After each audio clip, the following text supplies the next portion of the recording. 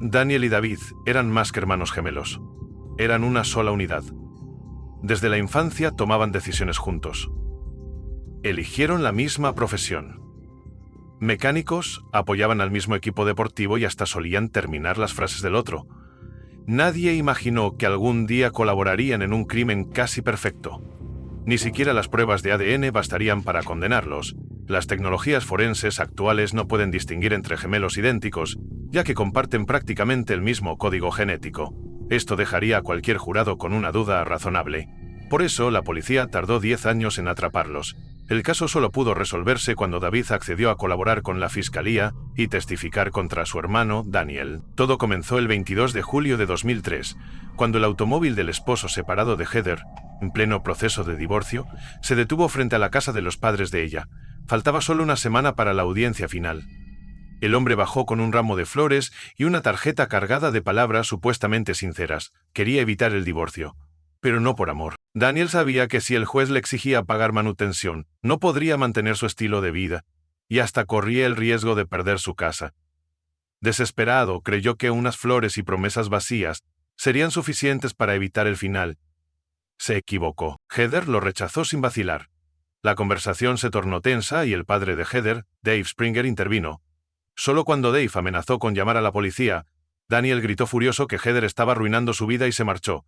Springer, exagente del Departamento de Policía de Denver, supo en su interior que su yerno representaba un peligro real para su hija. Le pidió a Heather que no volviera a verlo durante lo que restaba del proceso legal. Más adelante, David Springer diría: «Me preocupaba lo que mi yerno, Dan DeWild, pudiera hacer a medida que se acercaba la fecha final del divorcio. Estaba perdiendo el control que tanto deseaba mantener, y eso lo estaba volviendo cada vez más desesperado y hostil. Le advertí a Heather que no lo viera. No pensé que lo haría, pero lo hizo». Tan solo 2 días después de aquella advertencia, Dan llamó a Heather con una excusa aparentemente inocente: recoger los registros médicos de los niños y el cheque de manutención. En un principio, los futuros ex-esposos acordaron encontrarse en un McDonald's. Heather no quería estar sola con él, así que eligió un lugar público y concurrido. Llevó consigo a sus 2 hijos pequeños, de 5 y 3 años. Solo informó a su madre del encuentro, no a Dan. Pero algo claramente salió mal. El plan cambió, o tal vez Heather solo mencionó lo de McDonald's para tranquilizar a su madre. En vez de ir allí, fue a la casa de Daniel en Edgewater, Colorado, donde él vivía con su hermano gemelo, David, y la entonces novia de este, Roseanne. Heather creyó que con los niños presentes y sabiendo que Daniel no estaba solo, no corría peligro. Pero no fue así. Poco después de llegar, desapareció y nunca volvió a ser vista con vida. Heather Springer nació el 21 de abril de 1973, en Arvada, Colorado. Su padre, David Springer, era un oficial respetado del Departamento de Policía de Denver. Conocido por su ética y compromiso, David hizo todo lo posible por darle a su esposa Carol y a sus hijas, Heather, Rebecca y Jennifer, un hogar lleno de calidez, respeto mutuo y amor. Para sus hermanas, su padre era sinónimo de fortaleza, responsabilidad y protección. Heather, sin embargo, tuvo dificultades para conectar con sus compañeros durante la infancia. Todo cambió cuando conoció a Dan DeWild, un hombre 10 años mayor. En él vio madurez, responsabilidad, cariño, las mismas cualidades que encontraba en su padre. Daniel se destacaba entre los hombres de su edad. Heather, entonces con 23 años, se enamoró sin reservas. Empezaron a salir en 1996, y al año siguiente Dan le propuso matrimonio. Ella aceptó con alegría. Habiendo crecido en una familia donde la disciplina y el control formaban parte del día a día, Heather interpretó esas mismas características en Dan como signos de protección y amor. Lamentablemente, estaba equivocada. La joven pareja se estableció en Edgewater, Colorado, en una casa que era propiedad de Dan. Juntos, Heather y Dan tuvieron 2 hijos, Hannah y Jacob. Heather se dedicó por completo a criarlos, asumiendo las responsabilidades del hogar con entrega absoluta.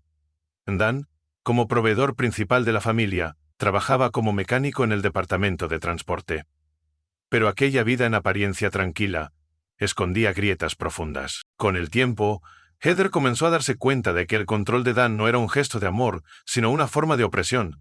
Se volvió cada vez más autoritario, más restrictivo. Los sueños de una vida en pareja se fueron apagando.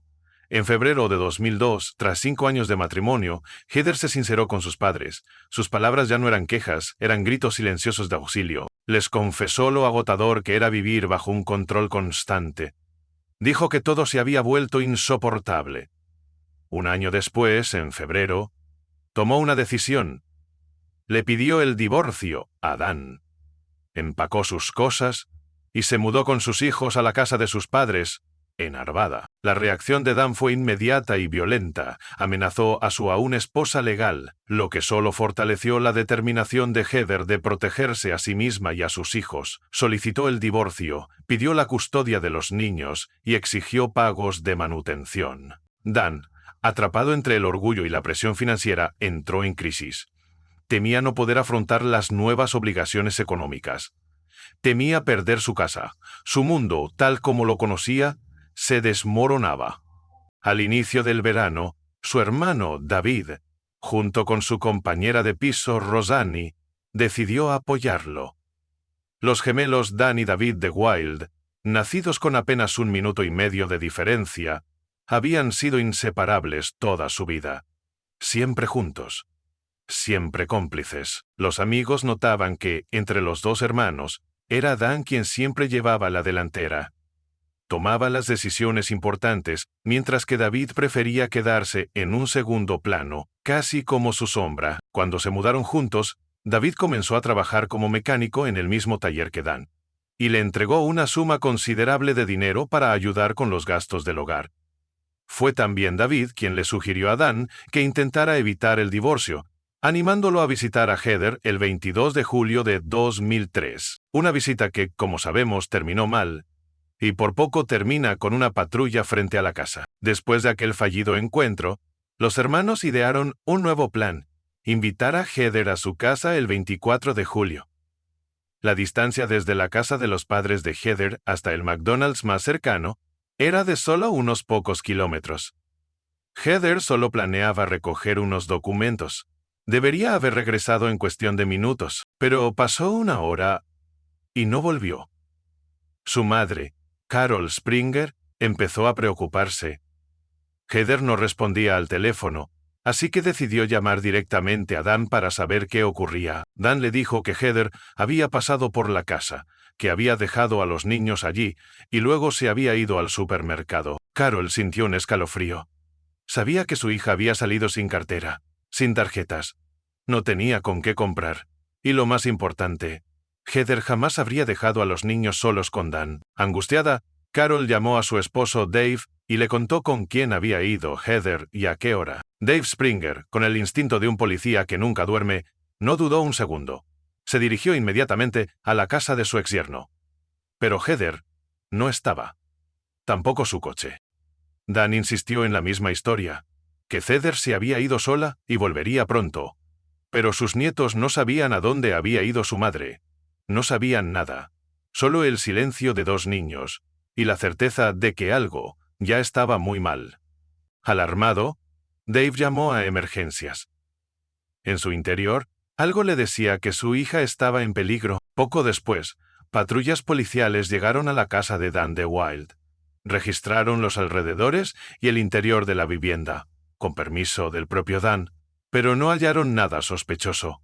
Lo único que encontraron fueron los registros médicos que Heather supuestamente había ido a buscar, aún sin recoger, y el cheque de manutención infantil sin firmar. Decidido a no quedarse de brazos cruzados, Dave tomó su coche y recorrió las calles de la ciudad buscando a su hija. Se detenía en cada intersección, escaneaba los rostros de las mujeres, preguntaba a los vecinos, pero no encontró nada. Nadie la había visto. Al día siguiente, el 25 de julio, Heather de Wilde fue oficialmente declarada desaparecida. El detective Mark Kreider, del Departamento de Policía de Denver, se sumó a la investigación. Tomó en serio las advertencias de Dave. Nadie creía que Heather simplemente hubiera decidido irse sin avisar, como si estuviera de vacaciones.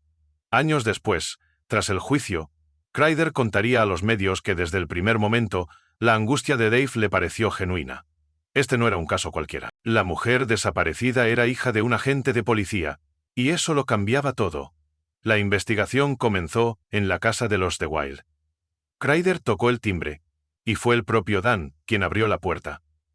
Sin embargo, esta vez, se negó a permitirle entrar. Sin una orden judicial ni colaboración voluntaria, Crider no podía registrar la propiedad, lo que implicaba perder valiosas pruebas. El detective, con tono firme pero contenido, le preguntó a Dan por qué no cooperaba si aseguraba no tener nada que ocultar. Dan respondió que había contratado un abogado personal y que no hablaría sin su presencia. En ese instante, su hermano gemelo, David, apareció en la escena. Dan, nervioso, se adelantó. «No hables con él», le gritó. Crider observó todo en silencio, pero su sospecha crecía. ¿Por qué actuar así si Heather solo se había marchado por voluntad propia? ¿Por qué tanto secreto si no había nada que temer? Dan no mostró verdadera preocupación por Heather. No hizo ningún esfuerzo por encontrarla. Apenas unos días antes, había declarado su amor por ella, pero cada gesto, cada palabra, ahora parecía sospechosa. Sin una orden judicial, el detective Crider no tenía autoridad para continuar. Se vio obligado a marcharse. Para cuando la policía finalmente obtuvo la orden para registrar la casa de los de Wilde, Heather llevaba 6 días desaparecida. Dentro de la vivienda, Crider informó que no había señales evidentes de un crimen, ni armas, ni rastros claros que indicaran que Heather hubiera estado allí. Pero algo no encajaba. Los investigadores descubrieron que, el mismo día de la desaparición, David había llevado su Chevrolet a un taller ubicado a unos 24 kilómetros de distancia. Una decisión extraña, considerando que tanto él como su hermano trabajaban como mecánicos y podían haber hecho cualquier reparación ellos mismos. Crider solicitó una nueva orden, esta vez para inspeccionar el vehículo. La teoría comenzó a tomar forma. Tal vez Heather había sido asesinada y su cuerpo ocultado lejos de la casa. Se trajeron perros entrenados para detectar restos humanos. Durante la revisión, los canes reaccionaron con fuerza cerca de la puerta trasera del lado del conductor. El olor a descomposición humana era inconfundible. El detective Crider se reunió con David poco después. Le explicó el comportamiento de los perros y, mirándolo a los ojos, le preguntó sin rodeos. ¿Tú mataste a Heather? David bajó la mirada, visiblemente nervioso. Finalmente murmuró que necesitaba hablar con su abogado, y se marchó sin decir más. En ese momento, Crider ya no tenía dudas. Los dos hermanos estaban implicados. Un día después de que los perros marcaran el vehículo, David y Rosen contrajeron matrimonio de manera repentina. El gesto no pasó desapercibido. Para los investigadores, fue otra señal más de que algo estaban ocultando. Más adelante, Rosanne admitiría que la boda había sido deliberada. Una estrategia para evitar que la ley los obligara a testificar el uno contra el otro. Y entonces, el 4 de agosto de 2003, 2 semanas después de la desaparición de Heather, la policía encontró su coche. Un Nissan Sentra blanco, abandonado en el estacionamiento de un complejo de apartamentos en Woodridge, Colorado, apenas 8 kilómetros de la casa de Dan. Según vecinos del área, el coche había estado estacionado durante varios días en el mismo lugar, con la ventanilla del copiloto completamente abierta. Los detectives examinaron el vehículo con todo detalle, pero se encontraron con algo inquietante. Estaba tan meticulosamente limpio que, como si hubieran borrado no solo su rastro, sino su existencia. No encontramos ningún rastro de ADN de Heather, ni dentro ni fuera del auto, explicó el perito forense al detective Crider. Ni una huella ni una fibra, nada que indicara que alguna vez lo usó. Quienquiera que haya hecho esto, fue extremadamente cuidadoso. Limpió todo para borrar cada huella de ella. Ante el vacío de pistas en el vehículo, los investigadores centraron su atención en el área boscosa al sur del complejo de apartamentos donde fue hallado el auto. Se desplegaron equipos con rastreadores, cámaras térmicas e incluso un helicóptero policial. A pesar del despliegue, no se obtuvo ningún resultado. Fue entonces cuando Carol y Dave comprendieron la dolorosa verdad. Su hija no volvería. Exactamente un mes después, el 4 de septiembre de 2003, un obrero que realizaba trabajos de mantenimiento cerca de un cañón descubrió el cuerpo de Heather mientras removía tierra con una pala. Vio una gran bolsa de basura semienterrada y dio aviso inmediato a las autoridades. Para cuando la policía llegó, el cuerpo estaba tan descompuesto que fue necesario recurrir a los registros dentales para confirmar su identidad. El rostro de la mujer había sido cubierto con una máscara improvisada hecha con cinta adhesiva. Cuerdas apretadas rodeaban su cuello y sus muñecas.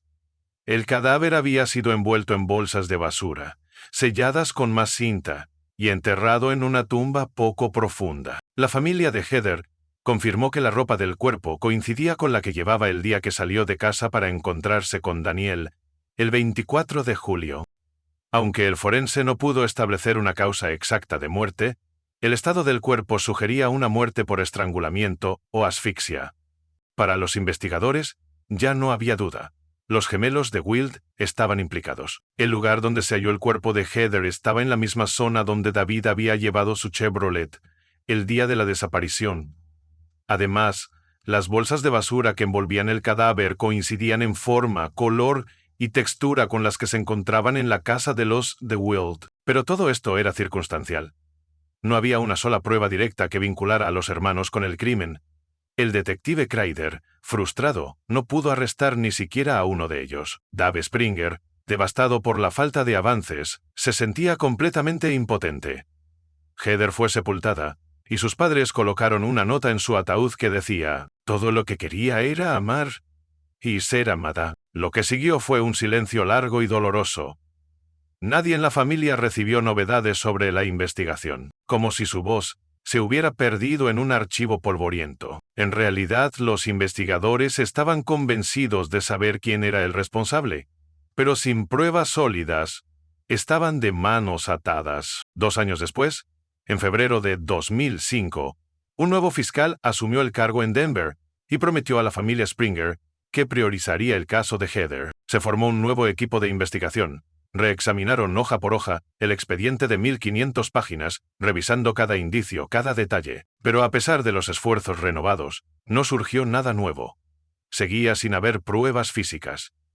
Las pruebas de ADN no lograron establecer ningún vínculo entre los de Wilde y la muerte de Heather. Los detectives también sospechaban que Roseanne, la esposa de David, podría haber estado implicada.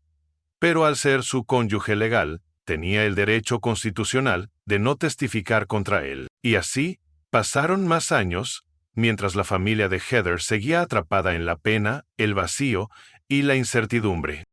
Dave Springer, su padre, confesó que a veces se despertaba gritando en medio de la noche. El dolor no duerme. Y para él, Heather tampoco descansaba en paz. Lo que más atormentaba a Dave Springer no era solo la pérdida de su hija.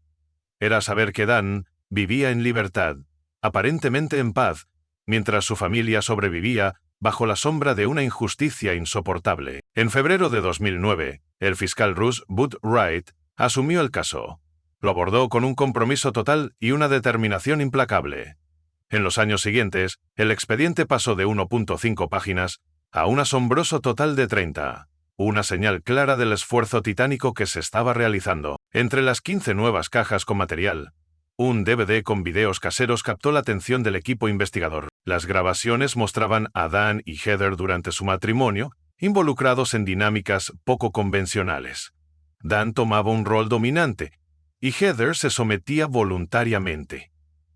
Lo inquietante no fue solo la naturaleza de estas prácticas, sino que las formas en que Heather aparecía atada en los videos coincidían con la manera exacta en que fue hallado su cuerpo. No era coincidencia, era una firma invisible, pero clave. Investigando aún más, encontraron el perfil de Dan en un sitio de citas.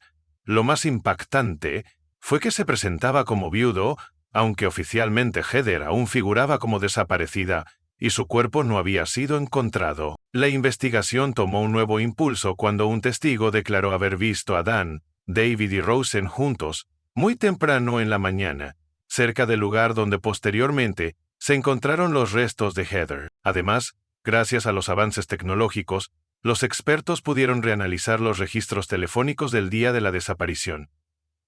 Examinaron en detalle las llamadas y mensajes entre los 3 sospechosos. Ese día realizaron 14 llamadas entre ellos.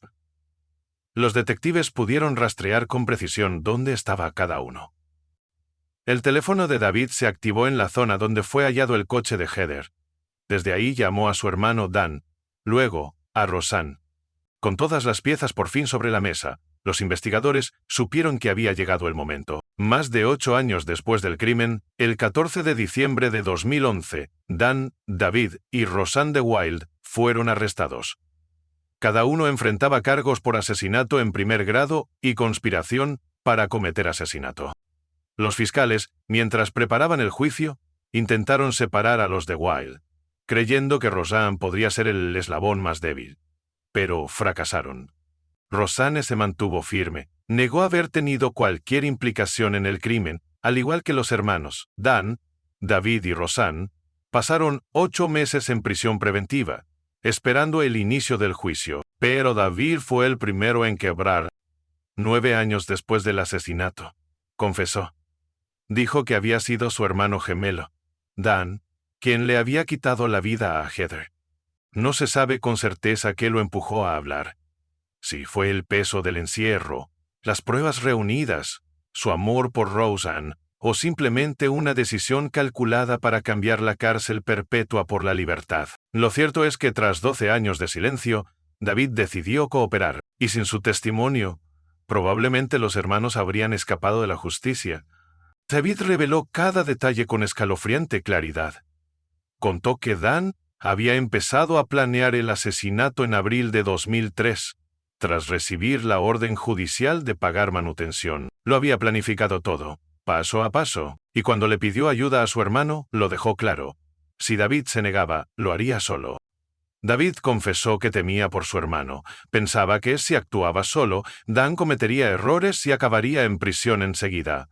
Por ese miedo, o tal vez por lealtad, aceptó ayudar. El plan era que Heather y los niños llegaran al mediodía del 24 de julio de 2003. Según David, cuando Dan fue a recibirlos, él intentó detenerlo, pero Dan no quiso escuchar. Mientras los niños jugaban dentro de la casa, Dan condujo a Heather hacia el garaje, diciéndole que allí tenía algunos videos que quería devolverle. Una vez dentro, Dan la sujetó por los hombros y la empujó al suelo. David admitió que podría haberla salvado, que podría haber intervenido, pero no lo hizo. Solo miró. Dan tomó un martillo del estante y golpeó a Heather varias veces en la cabeza. Ella perdió el conocimiento. Después de dejarla inconsciente, Dan ató a Heather con cuerdas, imitando las prácticas que habían compartido durante sus juegos íntimos. Pero esta vez, hizo un lazo alrededor de su cuello y transformó el garaje en su escena final, una mentira disfrazada de juego. Su plan era simular un accidente durante una sesión de roleplay. David, mientras tanto, tomó el coche de Heather y lo condujo hasta el estacionamiento de un complejo de apartamentos. Allí lo limpió meticulosamente por dentro y por fuera. Cuando volvió al garaje, el cuerpo de Heather ya estaba envuelto en bolsas de basura y colocado en el asiento trasero del Chevrolet de David. David revisó su pulso. Heather estaba muerta.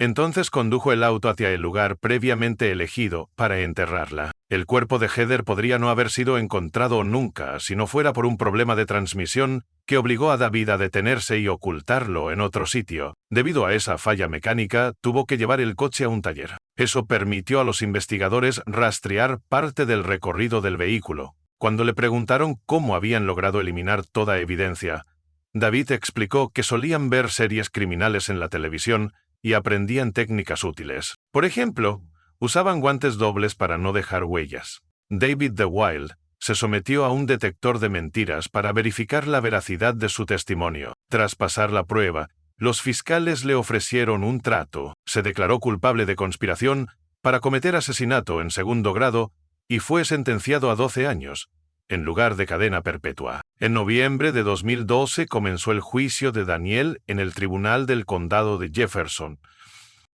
David testificó contra su hermano, culpándolo por completo y exonerando a Roseanne. Pidió perdón a la familia de Heather y aceptó su condena de 12 años. Daniel se declaró inocente. Dijo no saber nada del paradero de Heather tras su supuesta partida. Su defensa argumentó que David fue el responsable, ya que había sido él quien, según su propia confesión, había manipulado el auto y el cadáver, pero el jurado no creyó esa versión. Daniel fue declarado culpable de conspiración para cometer un asesinato en primer grado, aunque no hubo consenso sobre si él fue quien ejecutó el crimen.